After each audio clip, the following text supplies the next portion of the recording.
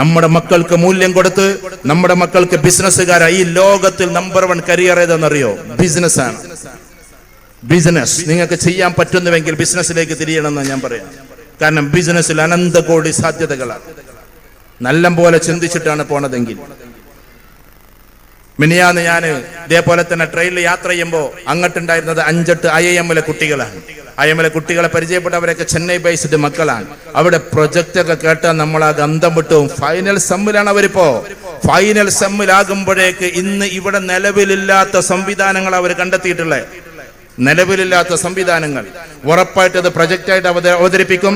അതിനു വേണ്ടിയിട്ട് കോടികൾ ഇൻവെസ്റ്റ് ചെയ്യാൻ ആൾക്കാരുണ്ടാവും. ആ കുട്ടികൾ വലിയ ബിസിനസ്സുകാരായിട്ട് മാറും. അവിടെ ഞാനൊരു കുട്ടിനെ, അതുൽ എന്ന് പറഞ്ഞൊരു കുട്ടിയുണ്ട്. അതുലിനോട് ഞാൻ ചോദിച്ചു, മോനെ നിന്റെ പ്രൊജക്ട് എന്താണ്? അവൻ പ്രൊജക്ടിന്റെ എല്ലാം ഒന്നും പറഞ്ഞു തരില്ല. അവര് ഒരു ചെറിയ രൂപം പറഞ്ഞിട്ട് പറഞ്ഞു, ഇത് ഏകദേശം 300 സീഡ് ഒരു പ്രൊജക്റ്റാണ്, 300 കോടി ഇൻവെസ്റ്റ്മെന്റ് ആണ്. അതിൽ 25 to 30% അവനുള്ളതാണ്. അപ്പൊ എന്തായി? 300 കോടി ഇറക്കണ ഒരാള് ഏകദേശം ഇവനക്ക് വേണ്ടിയിട്ട് 75 കോടിയാണ് ഇറക്കണത്. കാരണം അത് അവൻ്റെതാണ്. ഇറ്റ് ഈസ് ബ്രെയിൻ അല്ലെങ്കിൽ ഇന്റലക്ച്വൽ ഇൻവെസ്റ്റ്മെന്റ്. നമ്മുടെ മക്കളെ ഇന്റലക്ച്വൽ ഇൻവെസ്റ്റ്മെന്റിലേക്ക് കൊണ്ടുപോകണം. പൈസ കൊണ്ടല്ല ഇനി ബിസിനസ് ചെയ്യണ്ടേ. ഞാൻ ഒരു വ്യക്തിനെ പറയല്ല, എത്രയോ കാലങ്ങളായിട്ട് ബിസിനസ് ചെയ്യുന്ന ആൾക്കാരുണ്ട്. പക്ഷെ വേൾഡ് കപ്പിന്റെ മതിലിൽ ബൈജുവിന്റെ പേരാ എഴുതി വെച്ചത്. ബൈജുവിന്റെ പേര്. Because it is intellectual business. Byju's app. ഞാൻ അദ്ദേഹത്തെ പ്രൊമോട്ട് ചെയ്യല്ല. എന്തെങ്കിലുമൊക്കെ പ്രശ്നങ്ങൾ അതിന്റെ ഉള്ളിൽ ഉണ്ടാകാം, അതും എനിക്കറിയില്ല. പക്ഷേ ഇന്റർനാഷണൽ ക്രിക്കറ്റിന്റെ തലയിൽ എല്ലാറ്റിന്റെ നെഞ്ചത്ത്, ടോപ്പ് ക്രിക്കറ്റേഴ്സിന്റെ നെഞ്ചത്ത് ബൈജുവിന്റെ പേര്. വേൾഡ് കപ്പ് കളിക്കുമ്പോൾ ഇവിടുത്തെ ചുമരിൽ ബൈജുവിന്റെ പേര്. മലയാളികൾക്ക് അധികം സാധിക്കാത്ത സാധനമാണ്. That is intellectual play. അതിന് ഇന്റലക്ച്വൽ പ്ലേ എന്നാ പറയാ. അതുകൊണ്ട് നമ്മളെ കുട്ടികളെ അതിലേക്ക് കയറ്റിക്കൊണ്ടുപോകണം. പൈസ കൊണ്ടല്ല പൈസ ഉണ്ടാക്കേണ്ടത്, ബ്രെയിൻ കൊണ്ടാണ്. ക്യാപിറ്റൽ ഇൻവെസ്റ്റ്മെന്റും ഉണ്ട്, അതേപോലെ തന്നെ ഇന്റലക്ച്വൽ ഇൻവെസ്റ്റ്മെന്റും ഉണ്ട്. ഈ ലോകത്തിലെ ഏറ്റവും വലിയ ഇൻവെസ്റ്റ്മെന്റ് ഇന്റലക്ച്വൽ ഇൻവെസ്റ്റ്മെന്റ് ആണ്. അതുകൊണ്ട് നമ്മുടെ കുട്ടികളെ പഠിത്തത്തിന്റെ കാര്യത്തിൽ ഏറ്റവും ടോപ്പ് റേഞ്ചിലേക്ക് കൊണ്ടുപോകണം. ബിസിനസ് ആണ് നമ്പർ 1. അതെന്താ ഞാൻ അങ്ങനെ പറയാൻ കാരണം? ലിസ്റ്റ് വെച്ചിട്ട് പറയാൻ. ഒരാൾ ഡോക്ടറായാൽ അയാൾ വർക്കിലേക്കാണ് കയറുന്നത്. ഡോക്ടറായ ഒരു ഹോസ്പിറ്റലിലെത്തും. അയാൾ എന്നാണോ ഹോസ്പിറ്റലിൽ തുടങ്ങുന്നത് അയാൾ ഒരു ബിസിനസ്സുകാരനായി. ഇപ്പൊ ഫായിദ മുഹമ്മദിന്റെ കീഴിൽ ചുരുങ്ങിയത് ഒരു 150-200 ഡോക്ടർമാർ, അതിലും കൂടുതലുണ്ടാവും. വർക്ക് ചെയ്യുന്ന ആൾക്കാർ അവര്, പക്ഷെ ബിസിനസ് നേരെ മുകളിൽ. അതുകൊണ്ട് ഡോക്ടർമാരുടെ ഇതിനെ ചുരുക്കല്ല. ഡോക്ടേഴ്സ് ആയാൽ പോലും ഒരു ഹോസ്പിറ്റൽ തുടങ്ങുമ്പോൾ അവർ ബിസിനസ്സിലേക്ക് കൺവേർട്ട് ചെയ്യൂ. ഡോക്ടർ ആകുന്നത് ബിസിനസ്സായിട്ട് കൺവേർട്ട് ചെയ്യണമെന്നല്ല. നീതിപൂർവ്വം നമ്മൾ പോകാവൂ, മനുഷ്യരെ സ്നേഹിച്ചേ പോകാവൂ. ഒരു IIT പഠിക്കുന്ന ഒരാൾ ഒരു കമ്പനി വർക്ക് ചെയ്താൽ എത്ര കിട്ടുക? IIT കഴിഞ്ഞാൽ ചിലപ്പോൾ 2 ലക്ഷം രൂപ സാലറി കിട്ടിയെന്ന് വരും. പക്ഷെ അവൻ നല്ല ബുദ്ധി വെച്ചിട്ടൊരു കമ്പനി തുടങ്ങിയാൽ എവിടെ എത്തുന്നറിയോ? ഇനി ഗൾഫിലേക്ക് പോകാൻ ഒരുമ്പെടുന്ന കുട്ടികൾ ഈ കൂട്ടത്തിലുണ്ടാവും. ഗൾഫിൽ എന്ന് പറഞ്ഞ 3 ടൈപ്പിലാണ് സാലറി. ഇതാ കൊടുക്കുന്ന ആൾക്കാരെ ഇരിക്കുന്നവരൊക്കെ. ഒന്ന്, ഏറ്റവും താഴെ തട്ടിലുള്ള ആൾക്കാർക്ക്, ഫങ്ഷണൽ ലെവലിലുള്ള ആൾക്കാർ എന്നാ പറയാ, സാധാ ജോലി ചെയ്യുന്ന ആൾക്കാർ. അവർക്ക് 2000 ദിർഹമേ ഉണ്ടാവുള്ളൂ. അതിന്റെ മേലെയുള്ള ആളുകളെ ഗ്രോത്ത് ലെവൽ എന്നാ പറയാ. അവർ മാനേജേഴ്സ് ആയിരിക്കും. അവർക്ക് 15,000-20,000 ദിർഹം സാലറി കൊടുക്കേണ്ടി വരും. അതിന്റെ മുകളിലേക്ക് സ്ട്രാറ്റജിസ്റ്റുകൾ എന്നാ പറയാ. അവർക്ക് 1,75,000 ദിർഹം കൊടുക്കേണ്ടി വരും. എല്ലാ മാസവും 1-ാം തീയതി സാലറി കൊടുക്കുന്നത് ഇവനക്ക് 2,000, അവനക്ക് എത്ര? 1,00,000 ദിർഹം. 1,00,000 ദിർഹം സാലറി വാങ്ങുന്ന എത്രയോ മലയാളികളെ ഞാൻ കണ്ടിട്ടുണ്ട്. Only because of brain. നിങ്ങൾ വിചാരിച്ചത് ഗൾഫിലേക്ക് അത്ര വലിയ ബ്രെയിൻ ഒന്നും വേണ്ട എന്നാണ്. ബിസിനസ്സുകാർക്കുള്ള ബ്രെയിൻ ഒരു മനുഷ്യനും ഉണ്ടാവില്ല.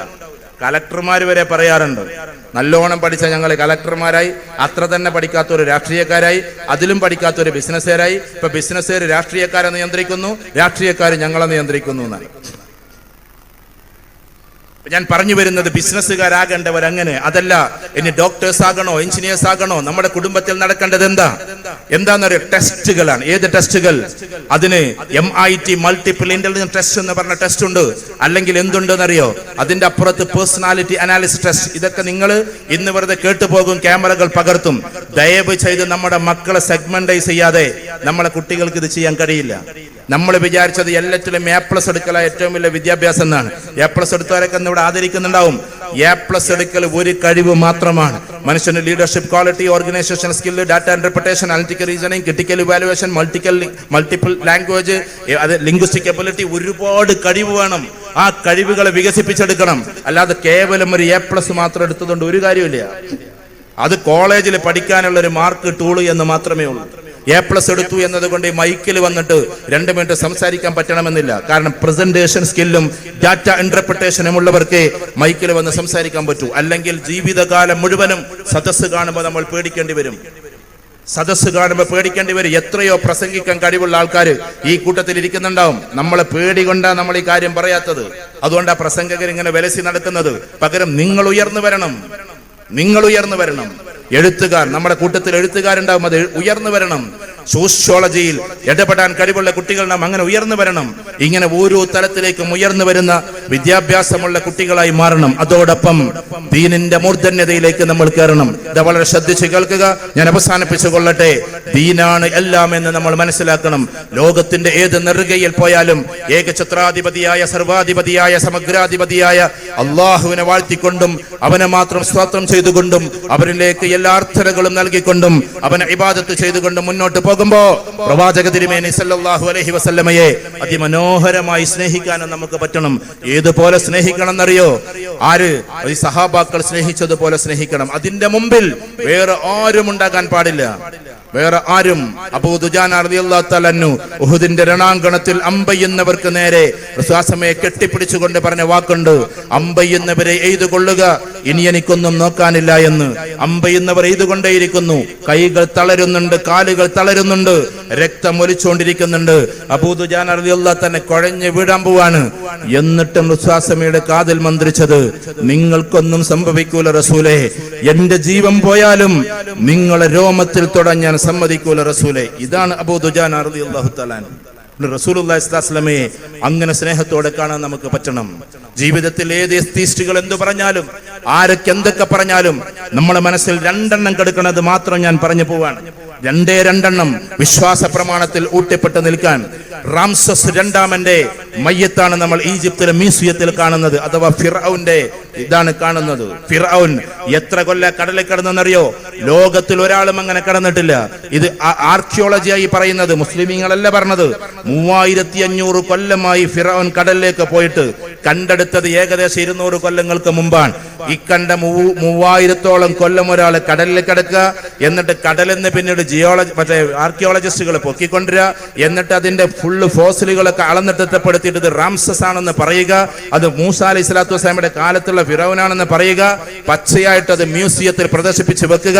ഇതൊന്നും എന്തല്ല, നമ്മളല്ല പറയുന്നത്, സയന്റിസ്റ്റുകളാണ്.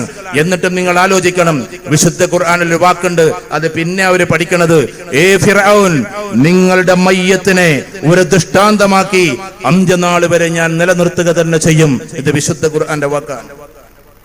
മാഉ സംസം 2-ാമത്തത്. നമ്മളൊക്കെ ഉംറക്ക് പോകുന്നവർ, ഹജ്ജിന് പോകുന്നവരാ, സംസം വെള്ളം ഇഷ്ടം പോലെ കൊണ്ടുവരുന്നുണ്ടല്ലോ. അവിടെ ഒരിക്കലും എഴുതി വെച്ചിട്ടില്ല 5 ലിറ്ററെ കൊണ്ടുപോകുന്ന. ഫ്ലൈറ്റേരെ നിയമം 5 ലിറ്ററെ കൊണ്ടുവരാവുന്നു, അല്ലാതെ അവിടെ എഴുതി വെച്ചിട്ടൊന്നുമില്ല. അവിടെ നിങ്ങൾക്ക് ഇഷ്ടം പോലെ എടുക്കുക, ഇഷ്ടം പോലെ കുടിക്കുക.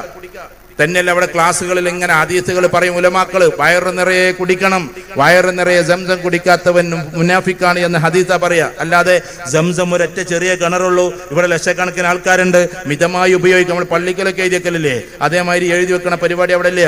ഇഷ്ടം പോലെ കുടിക്കണം, ഇഷ്ടം പോലെ കൊണ്ടുപോണ്. അതും മദീന 450 കിലോമീറ്റർ അപ്പുറത്തുള്ള മദീനയിലേക്ക് ടാങ്കർ കണക്കിന് പോണ്. ലോകത്തിലേക്ക് മുഴുവൻ പോയ ഇന്നിപ്പോ 3 ദിവസം, വെറും 3 ദിവസം അമേരിക്കയിൽ മഞ്ഞ് വന്നിട്ട്, ഞാൻ ഇന്നത്തെ പത്രം അന്തിച്ചു നിന്ന് പോയി, ഏകദേശം 9000 ഫ്ലൈറ്റാണ് നിശ്ചലമായത്. 3 ദിവസം കൊണ്ട് 9000 ഫ്ലൈറ്റാണ് US കയറുന്നതിനർത്ഥം. ഈ മഞ്ഞ് വന്നിട്ട് 9000 ഫ്ലൈറ്റാണ് എന്ത് ചെയ്ത്, ഇന്നത്തെ പത്രത്തിലുണ്ട്, 9000 ഫ്ലൈറ്റ് ക്ലോസ് ചെയ്തു എന്ന് പറഞ്ഞാൽ പൊങ്ങിയില്ല. അപ്പൊ അതിനേക്കാൾ എത്ര ഇതിങ്ങനെ ഓരോ മിനിറ്റിലും വന്ന് പോകുന്ന സ്ഥലമാണ് ജിദ്ദ എയർപോർട്ടും മദീന എയർപോർട്ടൊക്കെ. അത്രയും ലക്ഷക്കണക്കിന് ആൾക്കാർ പോകുമ്പോ ഓരോ ഫ്ലൈറ്റിലും നിറച്ച് വെള്ളം കൊണ്ടുപോയിട്ടും അത് തീരാതെ നിൽക്കുന്ന ഒരൊറ്റ കിണറുണ്ട്. 1000 കിണറില്ലാതെ ഒരു കുഞ്ഞിക്കിണർ. നമ്മുടെ വീട്ടിലെ കിണറ്റിലെങ്ങാനും 4-5 ആൾക്കാർ വന്ന് മോട്ടർ വെച്ചാൽ നമ്മളെന്താ പറയാ? ഇത് ലോകത്തിലെ കോടാന കോടികൾക്ക് കുടിക്കാൻ പോകുന്ന ഫ്ലൈറ്റിലെല്ലാം നിറച്ചും കൊണ്ടുപോകുന്ന ഈ വെള്ളം സംസം, വറ്റാത്ത സംസം. പ്രിയരെ, അത് കിടക്കുന്നത് തോട്ടത്തിലല്ല, അത് കിടക്കുന്നത് കഴുങ്ങിന്റെ തോട്ടത്തിലുമല്ല, അത് കിടക്കുന്ന പാറക്കൂട്ടങ്ങൾക്കിടയിലെ മരുഭൂമിയിലാണ്. ഒരു തുള്ളി വെള്ളം പോലും പറ്റാതെ ലോകത്തിലെ കോടിക്കണക്കിന് ആളുകൾ ഡെയിലി കൊണ്ടുപോയിട്ടും ഒന്നും സംഭവിക്കാതെ നിൽക്കുന്ന മാഉ സംസം മാത്രം മതി, അത് മാത്രം കൊണ്ടാണ് ഞാൻ മുസ്ലിമായത് എന്ന് ലോകത്തിലെ വലിയ സയന്റിസ്റ്റ് പറഞ്ഞു വെക്കുമ്പോ എന്റെ പ്രിയപ്പെട്ട സഹോദരന്മാരെ, മതത്തിൽ നിന്ന് അകന്നു പോയിക്കൊണ്ടിരിക്കുന്ന നമ്മുടെ മനസ്സുണ്ടല്ലോ, ഇങ്ങനത്തെ കാര്യങ്ങളൊക്കെ ഒന്ന് പഠിച്ചു വെക്കുക.